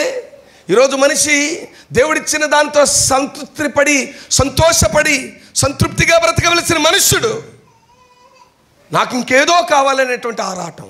ఇక్కడ జీవం కలిగినటువంటి దేవుడు సూటిగా ఒక మాట చెప్పాడు. ఆయన్ని ప్రశ్నించలేదు. వాళ్ళు ప్రశ్నించారా? ముంచి తీసుకెళ్ళమంటే, హలో నువ్వు చెప్పావు కదా అని విన్నాం, కానీ దానిలో ఏమైనా ఎసెన్స్ వేసావా? కనీసం ఒక మూట పంచదార అయినా తీసుకొచ్చి దానిలో ఇలా మేము చూస్తుండగా ఎవరు ఏమీ లేదు దానిలో. నువ్వు తీసుకెళ్ళమంటే నీదేం పోయింది? విమానం మోత ఎవరికి మోగేది? తీసుకెళ్ళండి మాకు. ఇవన్నీ అడుగుతారు లాజిక్లు. మనమైతే వాళ్ళు ఏం అడగలేదండి. ఎందుకు అడగలేదో తెలుసా? ఆయన మాట అలా మాట్లాడినోడు అంతవరకు వారు ఎవరిని చూడలేదు. ఆ మాటలో వారికి ధైర్యం వచ్చింది. దేవునికి స్తోత్రం కలుగును గాక. ఆయన మాటలో బలం ఉంది. దేవుని బిడ్డ, బలహీనులను సైతం ఏం చేస్తుందో తెలుసా మాట? ధైర్యపరుస్తుంది. ఈరోజు ధైర్యం కోసం ఎక్కడెక్కడ ఎత్తుకుతున్నావురా తమ్ముడా, చెల్లే? నడివయసులో ఉన్నటువంటి తల్లులో తండ్రుల్లో ధైర్యం కొరకు ఎక్కడ వెతుకుతున్నావు? ఎవరన్నా ప్రవచనం చెప్పే పాస్టర్ గారు ఉంటే బాగుండండి, రేపొద్దున ఏమవుద్దో నాకు ధైర్యం చెప్తాడు. ఏం చెప్తాడు? ఆహా, ఇది వద్దిక, ఇది కాదనమాట ధైర్యం చెప్పేది. ఆలోచించు ప్రభునందు దేవుని బిడ్డ, ధైర్యము దొరికే గ్రంథం ఇదే. ఆయన వాక్యం మనల్ని ధైర్యపరిచేది, శక్తివంతులుగా చేసేది. ప్రభునందు ప్రియమైనటువంటి వారలారా, ఆయన ఎదుటకు ఆయన మాట ఆయన చెప్పినట్టు నువ్వు చేస్తే మొదట మారా వంటి అనుభవాలలోనికి జారిపోవలసిన మన బలహీనమైన బ్రతుకులు మధురంగా మార్చబడి అనేకులు చెప్పుకోదగిన, హర్షించదగిన, దేవుడు మన యందు ఘనపరచదగిన కార్యాలను ఆయన చేస్తాడు. మన జీవితంలో అలాంటి కార్యాలు కావాలి అంటే ఆయన చెప్పింది ఏం చేయాలి మనం? అసలు ఒక్కొక్కసారి తల్లిదండ్రులుగా మనకు సరమంటుందండి, చెప్పింది నువ్వు. ఎవరినంటాం మనం మాట? పిల్లల్ని. అంతే, విమానం మోతే వాడిది. ఎరా ఎందుకంటే ఆడు వినలేదండి, చెప్పింది ఏం చేయాలా? మరి నిన్ను నన్ను ఎన్నిసార్లు కొట్టాలో ఆయన? కొడితే ఏమండి బంతి లేచినట్లు ఎత్తామేమో పైకి. ఆలోచిద్దాం. ఆయన మీతో చెప్పున్నది వాళ్ళు చెప్పారు, ఆయన చెప్పాడు, చేశారు. విందు ప్రధాని ఏమన్నాడు తెలుసా? ముందు కంటే ఇప్పుడు ఇచ్చింది మరింత మధురం, మరింత మధురం. ఆయన చెప్పిన మాట వింటే మునుపటి కంటే ప్రతిరోజు మన జీవితాలు అనేకులకు ఎలా ఉంటాయి తెలుసా? సుమధురంగా ఉంటాయి. మన బ్రతుకులు మనతో సహవాసం చేసేవాళ్ళు, సాంగత్యం చేసేవాళ్ళు మన యందు ఏమంటే క్షీరాధారలను అనుభవిస్తారండి. ప్రభునందు ప్రియమైనటువంటి వారు, ఆయన మాట. రెండవ ఆలోచన మీతో చెప్తాను. ఆయన చెప్పింది చేస్తే మారా వంటి అనుభవాలు మధురంగా మార్చబడ్డానికి నూతన నిబంధనలో చెప్పిన ప్రార్థన నిబంధనలోంచి అదే మరొక అనుభవాన్ని జీవాధిపతి అయినటువంటి దేవుని ప్రజలైన ఇశ్రాయేలీయులు 420 సంవత్సరాలు బానిసలుగా ఉన్నటువంటి వారిని దేవుడు విమోచించి తీసుకొస్తున్నప్పుడు ఎర్ర సముద్రం దగ్గరికి రాగానే నిట్టూర్పుతో బ్రతుకుతున్నారు వాళ్ళు. ఇప్పుడు వాళ్ళ అనుభవాలు మారాగా మదిరిపోవాలి, చేదైన అనుభవాల్లోనికి మారిపోవాలి. కారణం వెనకాల గుర్రపు డెక్కల శబ్దం, వెనక శత్రువు వెంబడిస్తున్నాడు. అది నిర్గమాకాండం 14వ అధ్యాయం. ప్రభునందు ప్రియమైనటువంటి సహోదరి సహోదరులారా, సమాధానకర్తకు దేవుని ప్రజలు కలవరంతో నిండారు. ఆ కలవరంతో నిండి సొనుగుడు గొనుగుడు మానేసి దేవుని మీద విరోధంగా తిరగబడ్డారు. అన్న దేవుని మీద కాదన్న తిరగబడింది మోషే మీద అంటారేమో. మోషేని ఏమండి వారి మీద నాయకుడిగా పెట్టింది ఎవరో? జీవము గల దేవుడే. ఒక మాట సూటిగా చెప్తా, దైవ సేవకుడైన దైవ సేవకురాలైన మన ఎదుటి నిలబడి కొన్ని మాటలు చెప్తున్నప్పుడు వాళ్ళ గురించి ఎవరికి తెలియదండి. అవి నువ్వు అసలు అడగడానికి మాట్లాడడానికి మనకు సరిపోం. రేపు అడిగి ప్రశ్నించేవాడెవరో తోలోలు చేస్తాడు ఆయన. మమ్మల్ని ప్రభునందు ప్రియమైనటువంటి వారలారా, మమ్మల్ని అని మీరు తెచ్చుకోమాకండి మీదకి లేనిపోయిన దరిద్రాన్ని. ఆలోచించు ప్రభునందు ప్రియ సహోదరి సహోదరులారా, ఇక్కడ నిలబడే మేము మీకంటే ఎంత భయంకరంగా వణుకుతో బతకాలో తెలుసా? ఆ బ్రతుకు బ్రతకకపోతే రేపొద్దున ఏమండి ఎంత లగ్జరీగా ఎంత బాగా బతికావో రేపొద్దున అక్కడ అంత బాగా అమ్మ ఏం చేస్తాడు ఆయన? అగ్ని ఆరని పురుగు చావని చోటుకు తోసేస్తాడు. సో నిలబడిన మమ్మల్ని అని మీరు ఆ దరిద్రాన్ని తెచ్చుకోమాకండి. మరలా చెప్తున్నా ఈ మాట. వీళ్ళు మోషే మీద సనుగుతున్నాం అనుకున్నారు. ఎవరి మీద సనుగుతున్నారు వీళ్ళు? జీవము గల దేవుని మీద సనుగుతున్నారు. అప్పుడు దేవుని మాట మోషేకు ప్రత్యక్షమైంది. లేచి నీ కర్ర చాపు, నా ప్రజలతో మాట్లాడు అన్నాడు. ఆయన వారితో చెప్పినది ఆయన ఏం చేశాడు? చేశాడా లేదా? ఎర్ర సముద్రం ఏమైంది? ఆయన అన్నాడు 14వ అధ్యాయం 14వ వచనం నుంచి మీరు చూస్తే, ఈరోజు మీరు చూస్తున్నటువంటి ఈ ఐగుప్తీలను మరెన్నడను మీరు భయపడకుడు, ఇదిగో మీ పక్షమున యుద్ధము చేయవాడు మీ దేవుడే గనక మీరు ఓరకయే. ఇదే మాట వాళ్ళతో చెప్పాడు. ఆశ్చర్యం ఏంటో తెలుసా? ఆయన చెప్పింది వీళ్ళు చేయగానే వీళ్ళని కలవర పెడుతున్నటువంటి వారికి వీళ్ళకి మధ్య ఎర్ర సముద్రాన్ని గోడగా పెట్టేశాడు. చప్పట్లు కొట్టు దేవునికి స్తోత్రం కలుగును గాక. హల్లెలూయా. వారికి వీరికి మధ్య ఏమండి ఎంత అద్భుతమైన కంచండి. నీటిని కంచెగా వేశాడు, అగ్నిని కంచెగా వేశాడు. ఓ పక్క నీరు అటు ఇటు గోడ అయిపోయింది, వెనకలేమో భయంకరమైన అగ్ని. ఆశ్చర్యం ఏంటో చెప్పన, వేడికి ఐసు కరిగిపోద్దా కరగదా? గట్టిగా చెప్పాలి, కరిగిపోద్దా? ఫ్యాక్ట్ ఏంట్రా అంటే వేడికి ఐస్ ఏమైపోవాలి, పాల ప్యాకెట్ బిర్రను బిగుసుకుపోయింది, డీప్ ఫ్రిడ్జ్లో పెట్టారుగా. ఇప్పుడు దాన్ని వేడి నీటిలో కాస్త ఉన్న వేడి నీటిలో ఇగానే ఏమవుద్ది, 2-3 మినిట్స్లో నార్మల్గా అయిపోద్ది. ఇక్కడేమో ఎర్ర సముద్రం తూర్పు గాలికి అటొక ఐస్ బ్లాక్ ఇటొక ఐస్ బ్లాక్ అయిపోయి అక్వారియంగా మారితే దానికి తోడు వెనకాలేమో అగ్నిస్తంభం. ఈ అగ్నిస్తంభానికి నీళ్ళు ఏమైపోవాలి, డ్రాప్లెట్స్ అయిపోయి నీరు కరిగిపోవాలి. కానీ ఆశ్చర్యం ఏంటండి, అది సత్యం. అది దేవునికి స్తోత్రం కలుగును గాక. నా దేవుడు సత్యవంతుడు, చెప్పాడా నెరవేరుస్తాడా ఆయన. సో మొదటి ఆలోచన మారా. ఎలా మారిపోద్ది? మారాగా మన బ్రతుకు మారిపోవాలి. జారుడు బండ మీదే ఉన్నావు, జారి అవమానానికి పాత్రలు అవ్వవలసిన మన జీవితాలను, అవమానాలను ఎలా మార్చేస్తాడు ఆయన? ఆశీర్వాదములుగా మార్చి ఆయన యందు అతిశయించే కృపనిస్తాడు. అనేకులకు మనల్ని వేడుకగా చూపించి మన యందు ఆయన నామం మహిమపరచబడే కృపనిస్తాడు ఆయన. ఎటువంటి వారికి దొరుకుద్ది ఇది? ఆయన మనతో చెప్పింది చేసినప్పుడు. రెండో మాట చెప్తారు రండి దేవుని బిడ్డలారా. ఆయన మనతో చెప్పింది చేస్తే రెండోది ఏంటో తెలుసా? ఆ మాట మన జీవితాలకు ఎంత క్షమానిస్తుందంటే నిత్య జీవపు ఓటగా లేదా నిత్య జీవపు సన్నిధిగా మరి మనల్ని నిత్య జీవానికి నడిపిస్తుంది. లేదా సింప్లెస్ట్ ఆఫ్ ద సింపుల్గా చెప్పాలంటే ఆయన మాట, ఆయన చెప్పింది చేస్తే నిత్య జీవంలోనికి దాటిపోతాం. ఎక్కడికి వెళ్తాం? నిత్య జీవంలోనికి దాటిపోతాం. అది మీకు అర్థమయ్యేటట్లు పాత నిబంధనలోను ఏమండి క్రీస్తు యేసు దగ్గరకును మీ యొద్దకు దైవవాక్యాన్ని తీసుకొస్తాను. మనం అక్కడికి వెళ్దాం రండి. ఒక సందర్భంలో ఐగుప్తులో భయంకరమైన కరువు వచ్చింది. ఐగుప్తే కాదు, ఐగుప్తు చుట్టుపక్కల ఉన్నటువంటి దేశాలన్నిటిలో ప్రపంచ కరువు వచ్చింది. అప్పుడు ప్రపంచ విపత్తు అంటాం, నేషనల్ కెలామిటీ లాగా వరల్డ్ కెలామిటీ వచ్చింది. అది యోసేపు దినాలలో యోసేపు ఫరో ఇంట యోసేపు ఫరో ఇంటే అధికారిగా ఉన్నాడు. అటువంటిప్పుడు కరువు రాగా రండి ఆ యోసేపు ఆ ఫరో గారు ఏమన్నాడు ఆ మాట మనం చూద్దాం. ఆదికాండం 41వ అధ్యాయం 55వ వచనాన్ని చదువుకుందాం. ఆదికాండం 41:55. ఐగుప్తు దేశమంతటను కరువు వచ్చినప్పుడు ఆ దేశస్థులు ఆహారం కోసం ఫరోతో మొరపెట్టుకున్నారు. అప్పుడు ఫరో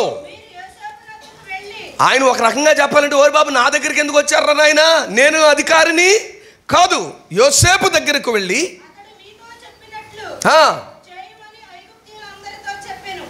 ఆయన ఎవరండి ఇప్పుడు? అధికారి. ఫరో ఏమన్నాడు? సింహాసనం మీద కూర్చున్నానని నేను రాజును తప్ప నీకంటే ఏ విషయంలో నేను అధికుడను కాను. అంటే అధికుడు ఎవరు? ఆయన దృష్టి కూడా యోసేపు. పరమతండ్రి అయిన దేవుడు ఫిలిప్పీ పత్రిక 2వ అధ్యాయంలో చెప్పాడు, ఏ నామముకైనాను ఈ నామం అన్ని నామముల కంటే ఎవరి నామం అంటే తండ్రి అయిన దేవుని కంటే కూడా అధికుడిగా ఎవరిని పెట్టాడు? ఆయన కుమారుడైన యేసుక్రీస్తును అధికుడిగా చేశాడు. ఇప్పుడు ఫరో అంటున్నాడు, కలవరంతో ఆకలితో అలమటిస్తూ కరువులో ఉన్నటువంటి వాళ్ళు వచ్చి, అయ్యా కరువుతో చచ్చిపోయేటట్టున్నావు రాజా అని అంటే నా దగ్గరికి వస్తారేంటి? నేనేం చేయలేను, నాకంటే ఒక అధికారి ఉన్నాడు, సింహాసనం మీద కూర్చున్నాను కాబట్టి నా దగ్గరికి వచ్చారు. కానీ మీకు జీవాన్ని ఇచ్చేవాడిని నేను కాను, జీవమును సమకూర్చిన వాడు, జీవాన్ని కలిగిన వాడు ఒకడున్నాడు, ఆయన దగ్గరకు వెళ్ళండి. దేవునికి స్తోత్రం కలుగును గాక. ఆయన మాట వినండి. అంటే లోక అధికారి మాట వింటేనే శరీరంతో బ్రతికే ఆ బ్రతుకు సావకుండా నిన్ను బ్రతికిస్తుంటే నిత్య జీవపు ఓట. అప్పుడు పరిస్థితులు ఏంటో మీకు జ్ఞాపకం చేస్తాను. అక్కడ ఒకటే అలా ఉందా? చదవండి 56వ వచనం 57వ వచనం కూడా. కరువు దేశమంతటా ఉండెను.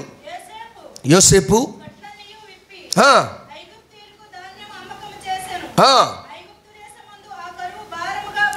ఐగుప్తు దేశమందు ఆ కరువు భారముగా ఉండెను. మరియు అదిగోండి ఆ కరువు, ఆ ఒక్క వచనంతో మనం ఆపేసామంటే ఐగుప్తు అనే భ్రమలో బ్రతకాలి. ఆ కరువు ప్రతి దేశమందు భారమైనందున సమస్త దేశస్థులు యోసేపునొద్దకు ప్రయాసపడి భారము మోస్తున్న సమస్త జనులారా. ఆ భారంతో ఉన్న వారికి విడుదల ఎవరి దగ్గర ఉంది? ఇక్కడ ఏమండి, కరువు భారాన్ని నుంచి తప్పించబడడానికి వాళ్ళకి సొల్యూషన్ ఉందా లేదా? ఉందా? సొల్యూషన్ దగ్గరికి రాకపోతే మన బతుకులు ఎట్టుంటాయి? సొల్యూషన్ ఉందని తెలిసి ఏమండి, యాకోబు తన పిల్లలు రాకపోతే తన పిల్లల్ని ఏమంటున్నాడు? 42వ అధ్యాయం 1వ వచనం చూద్దాం రండి దేవుని బిడ్డలారా. ధాన్యం ఐగుప్తులో ఉందని యాకోబు తెలుసుకొనినప్పుడు, ఏమయ్యా ఏమి రాబ్బాయిలు మీకు అసలు జ్ఞానం పాడు ఏమైనా నేర్చిందా? మీరు ఎందుకు ఒకరి ముఖం ఒకరు చూచుచున్నారని ఆయన కుమారులతో అంటున్నాడంటే, ఏమని? సొల్యూషన్ లేకపోతే మీరు విచారించిన చస్తాం నాన్నగారు అన్న ఒక అర్థం ఉంటుంది. ధాన్యం ఎవరి దగ్గర ఉంది? సొల్యూషన్ ఎక్కడుంది? ఐగుప్తులో ఉంది. అంటే నేను ఒక మాట అంటాను, ఐగుప్తులో కానీ ఐగుప్తు చుట్టుపక్కల ఉన్నటువంటి వారు కానీ ఆ కరువు భారంతో చచ్చారు అంటే వినండి, తప్పెవరిదే? దేవుడిదా? వారిదే. కారణం సొల్యూషను ఉంది. సొల్యూషన్ ఉన్నప్పుడు వెళ్ళి ఐగుప్తుకి వెళ్ళి బాబాబు భీమేవు నాయన అంటే రోకలిస్తే ఇస్తాడేవడా? చెప్పాలి, ఇస్తాడేవడా? ఈరోజు ప్రపంచానికి పాప భారంతో ఏమండి చావుకు దగ్గరై నిత్య నరకానికి పాత్రులైనటువంటి మనుషులకు 2023 సంవత్సరాల క్రితం శరీరాన్ని ధరించి భూమి మీదకు దేవుడా దిగిరాగా ఆ దేవుడు అన్నాడు, మానవ పాపములు ఇదిగో లోక పాపములను మోసుకుని పోయే దేవుని గొర్రె పిల్ల అన్నట్లుగా హెబ్రీ పత్రిక 10:12లో చెప్పబడినట్లుగా ప్రభునందు దేవుని బిడ్డలారా, ఈయనే ఒకసారి చదవండి ఆ మాట. హెబ్రీ గ్రంథకర్త 10వ అధ్యాయం 12వ వచనంలో ఆయన ఎవరో చెప్తున్నాడు. ఈయనైతే సదాకాలము నిలుచు ఒక బలిని అర్పించి అప్పటి నుండి పాదపీఠముగా వరకు చాలు. ప్రభునందు దేవుని బిడ్డలారా, ఒక్కసారే బలిచ్చాడు. అది సర్వలోక మానవ పాప పరిహారార్థపు బలి. నిన్న చచ్చిన వారి కొరకైన బలి, ఈరోజు చనిపోయే వారి కొరకు, పుట్టిన వారి కొరకు బలి, రేపు పుట్టబోయే వారి కొరకైనా బలి కూడా. రేపు మీ పిల్లలకు పుట్టేవారి విషయం కూడా ఆయనే బలి అర్పణగా ఒకే ఒక్క అర్పణ అప్పగించాడు.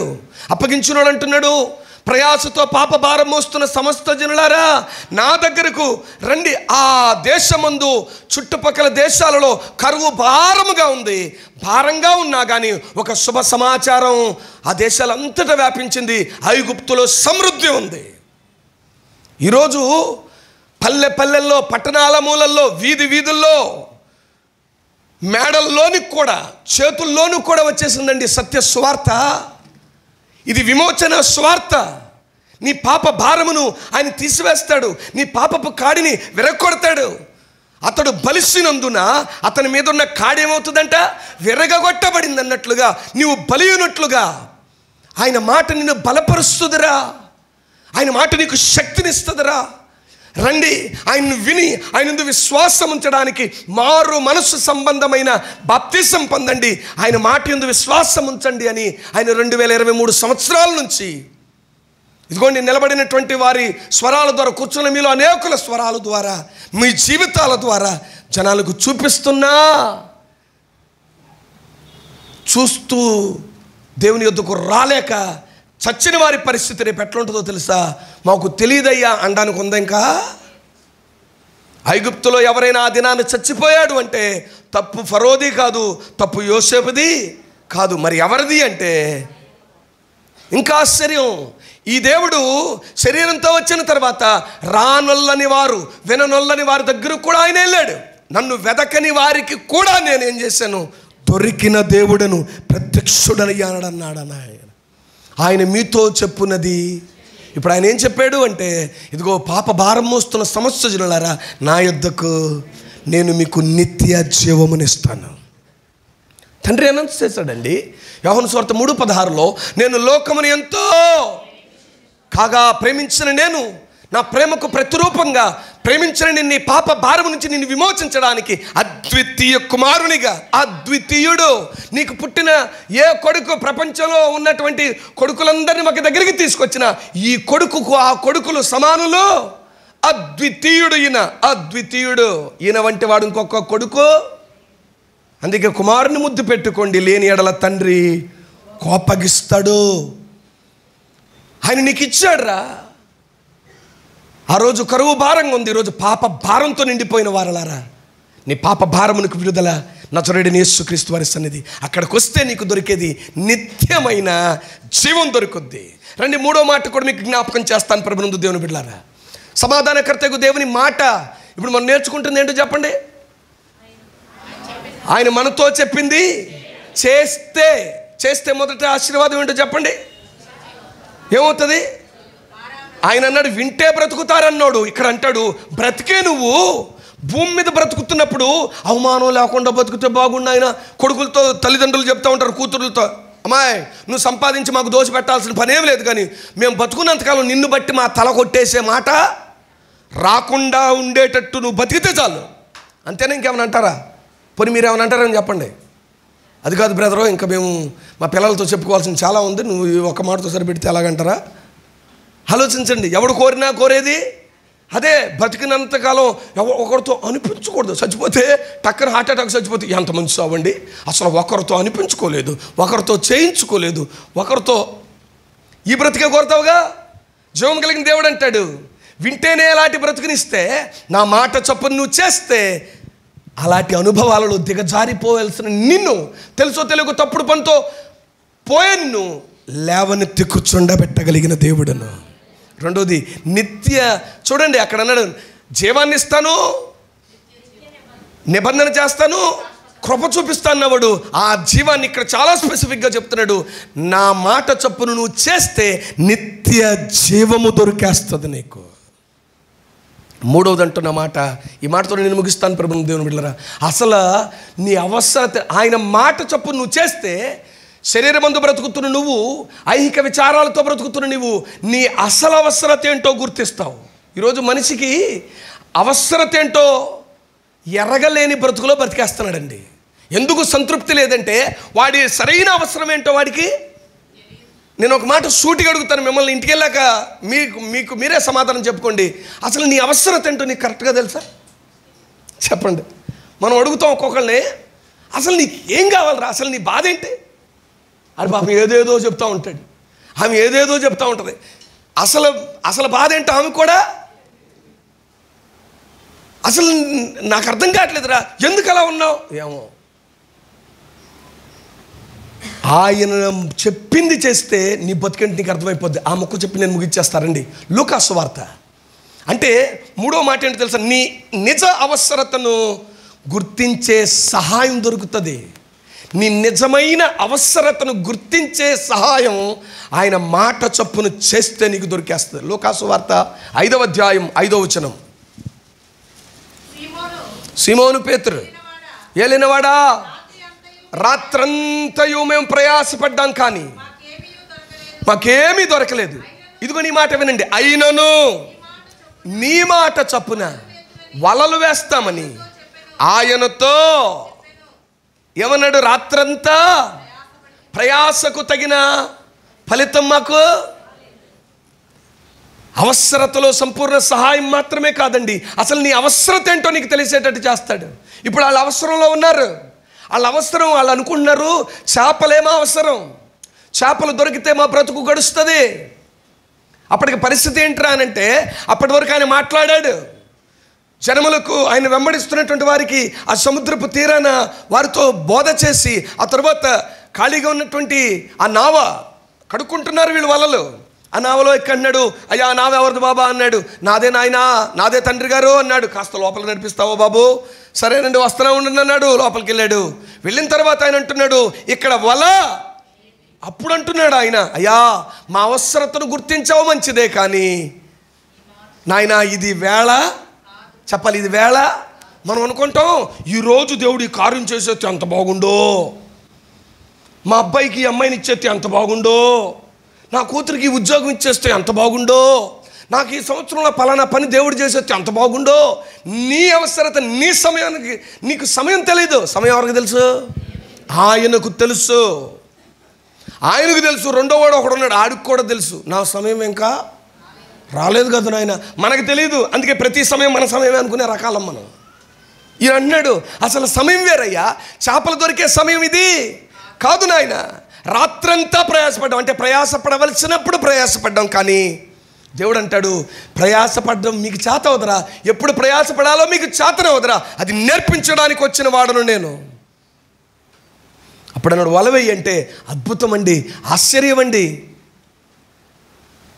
ఒక రాత్రి, ఉదాహరణకు 31వ తారీఖు రాత్రి బోళ్ళంత టైం అయిపోయింది, అమర్ గారు 3 గంటలు చేశాడు, మళ్ళీ పొద్దున్నే ఆరాధన ఉంటే ఎవడొస్తాడు లేచి, భోజనం అయిపోయింది, మరి అప్పుడే భోజనాలు అయిపోయింది అంటే అట్ట కుదురుతుంది. 1వ తారీఖు మాకు రాత్రి ఎంత అయింది, 3 గంటలు అయింది, పడుకుని లేచేటప్పుడు ఎంత వద్దు మాకు టైము, ఇక్కడ వస్తామని తెలుసు కదా, భోజనాలు ఆ మాత్రం కూడా మీరు ఉంచొద్దా అంటే ఏంట్రా అంటే అలసిపోయామంట.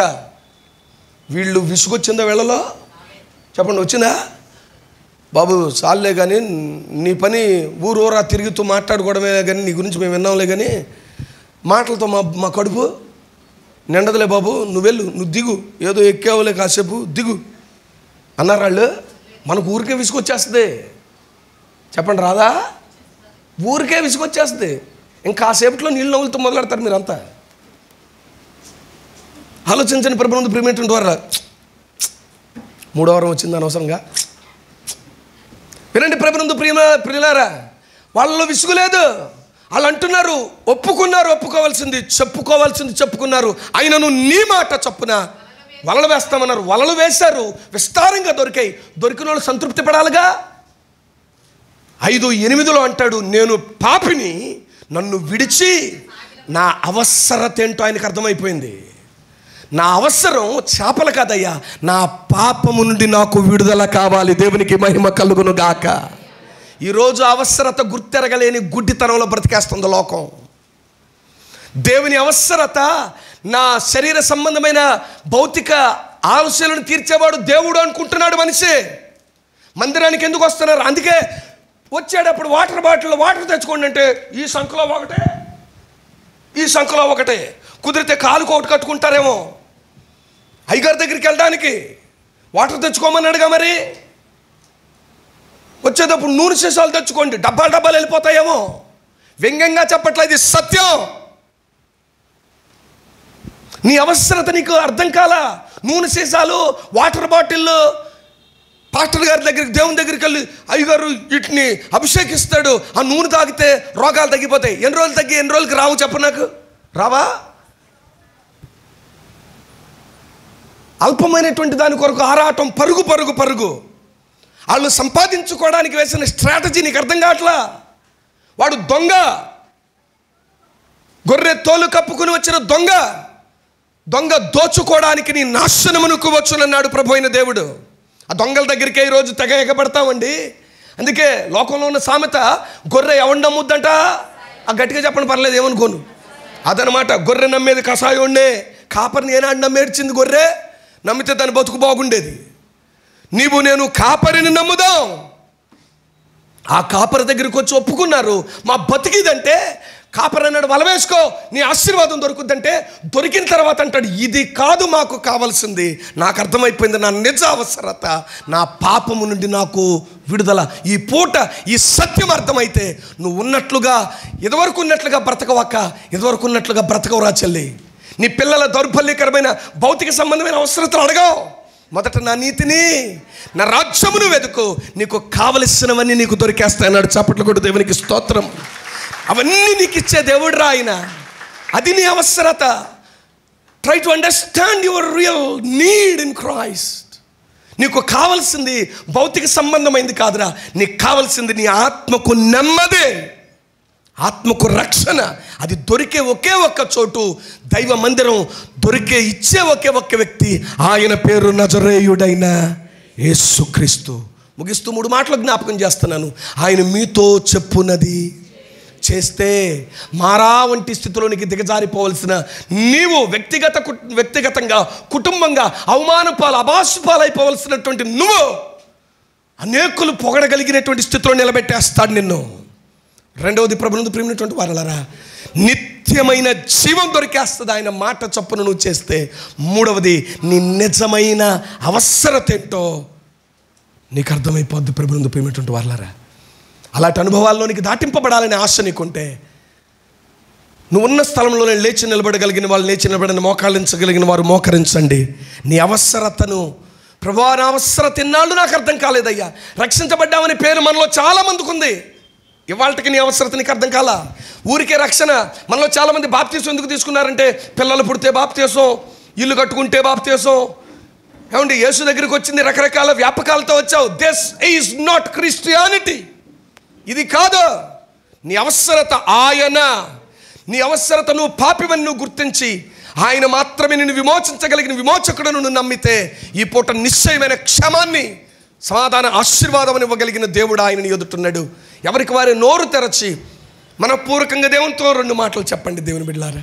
2024 నిశ్చయముగా కార్య ఆరంభం నుండి కార్యాంతం వరకు నీ చెయ్యి పట్టుకొని నీ కుటుంబంతో, నీ ఆలోచనల్లో, నీ ఉద్దేశాల్లో, నీ తలంపుల్లో ఆయన చిత్తము జరిగించాలని, ఆయన ఇష్టము నెరవేర్చాలని, ఆయన ప్రణాళికలో నువ్వు ఉండాలని, నీ బంధుమిత్రులు, రక్త సంబంధికులు, జాతి, ప్రాంతం, ఇరుగు పొరుగు, సంఘ సమాజంలో నిన్ను ఒక ప్రత్యేకముగా నీ కుటుంబాన్ని నిన్ను ఎత్తు పట్టాలని దేవుడు ఉద్దేశించి, ప్రియా దేవుని సంగమా, దేవుని బిడ్డ, ఈ ఉదయకాలం తన దాసులను నిలవబెట్టి నీతో, నాతో, మన అందరితో ఒక ప్రత్యేక రీతిలో మనతో మాట్లాడారు.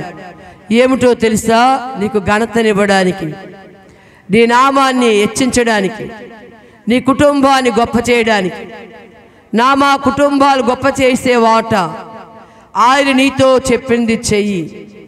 ఏదైతే నీతో మాట్లాడుతూ ఉన్నారు, ఏది దేవునికి ఇష్టమైందో, ఏది దేవునికి అంగీకారమైందో, ఏది దేవుడి ఉద్దేశము, దేవుని సంకల్పం ఏమిటో, దేవుని ప్రణాళిక ఏమిటో, ఏది నీకు ఆశీర్వాదము, ఏది నీకు నెమ్మదిచ్చేదు, ఏది నీకు విడుదలిచ్చేదు, ఏది నీకు జయమునిచ్చేదు, దాన్ని జరిగించడానికి ఈ ఉదయకాలం ప్రభుతో కమిట్మెంట్తో ప్రియా దేవుని సంగమా నువ్వు బయలు వెళ్ళినట్లయితే ఈ 2024 అనంతమైన అద్భుతమైన పరలోక ఆశీర్వాదములు, అత్యున్నతమైన దీవెనలు నీ ఇంటిలో, నీ ఒంటిలో, నీ గుడారంలో, నీ వాకిట, నీ ఒడిలో ఉండునట్లుగా దేవుడు మనల్ని దీవిస్తూ ఉన్నాడు, మనతో మాట్లాడుతూ వచ్చాడు.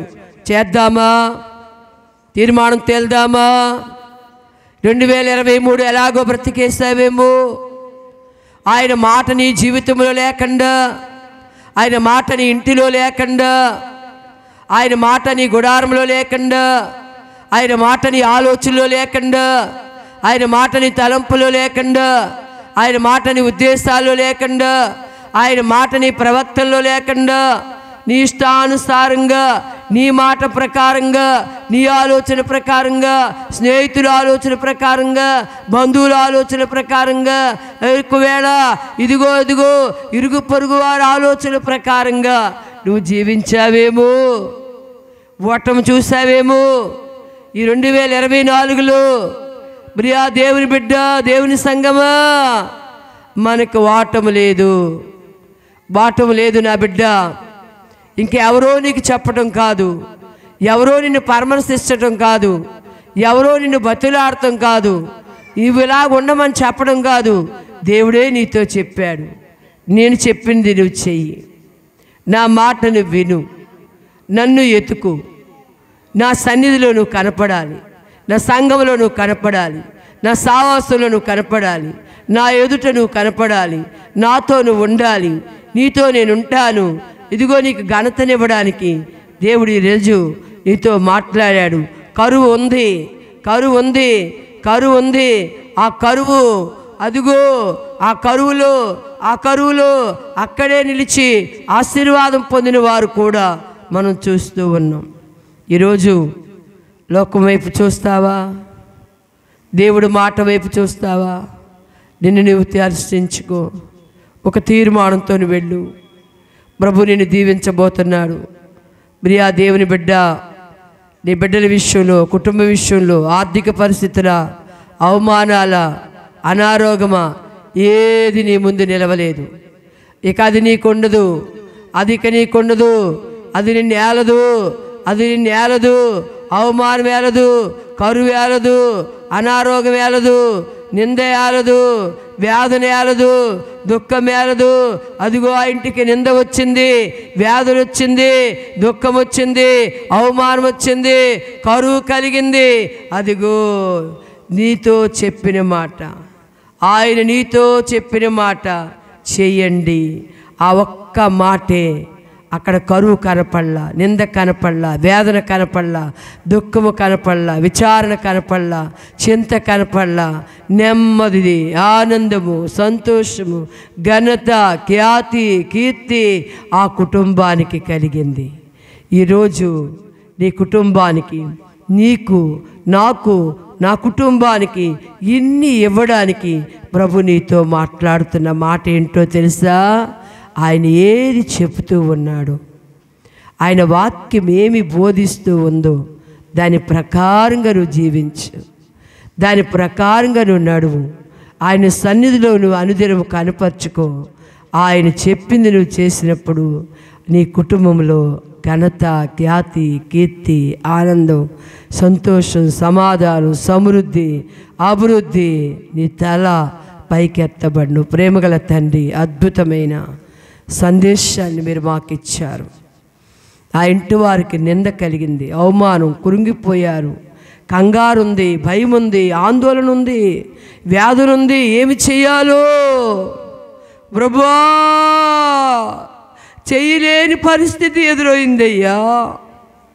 ఆ గుడారంలో నింద తప్ప, అవమానం తప్ప, దుఃఖము తప్ప, వేదన తప్ప, విచారణ తప్ప మరొకటి లేదు ఆయన. ఎని వెంటనే నీవు చెప్పింది చేశారయ్యా, చెప్పింది చేశారు.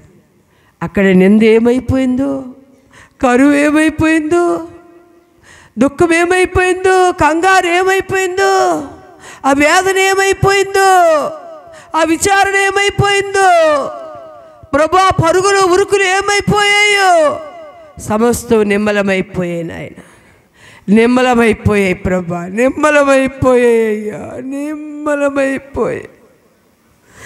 నీవు చెప్పింది చేసిన జీవితాల్లో ఈరోజు మమ్మల్ని క్షమించయ్యా. ఇకనైనా నాయన నీవు ఏది చెబుతున్నావో దాని ప్రకారంగా మేము జీవించేవారంగా, నన్ను నేను, మమ్మల్ని మేము నీకు అప్పగించుకునేవారుగా చేయి నాయన, అప్పగించుకునేవారుగా తండ్రి. మమ్మల్ని కనికరించు. ఎంత ప్రేమనైనా మా ఎడల, ఎంత ప్రేమయ్యా. మా తలలు పైకెత్తాలని, మమ్మల్ని సమృద్ధిలోనికి తీసుకెళ్ళాలని, మమ్మల్ని అభివృద్ధిలోనికి తీసుకెళ్ళాలని, మాకు కీర్తి కలగ చేయాలని, మాకు ఖ్యాతినివ్వాలని, మాకు నెమ్మదినివ్వాలని, మాకు నాయన సమాధానం ఇవ్వాలని ఉద్దేశించి నువ్వు మాకు మాట్లాడిన నీ మాటకి కృతజ్ఞతలు తండ్రి. ఆ మాట మా జీవితాల్లో సంపూర్ణంగా నెరవేర్చబడినట్లుగా నీ మాట చెప్పున మేమందరూ విని చేసి దాని ప్రకారంగా జీవించి నీ సన్నిధిలో, నీ సావాసంలో, నీ వాక్యంలో, నీ ఎదుట, నీ ప్రేమలో నాయనా నీ ఎదుట మేము కనపరుచుకునే వారంగా నీ కృప అనుగ్రహించి మహింపదమని విదాసులు ఇంకా బలంగా వాడుకొని ఎత్తబడిన మాటలు మా హృదయాల్లో నీరు పెట్టి ఫలభర్తంగా నిలపమని నజరేయుడైన యేసు నామమున అడిగి వేడుకొని పొందున్నాం పరమ తండ్రి. ఆమేన్.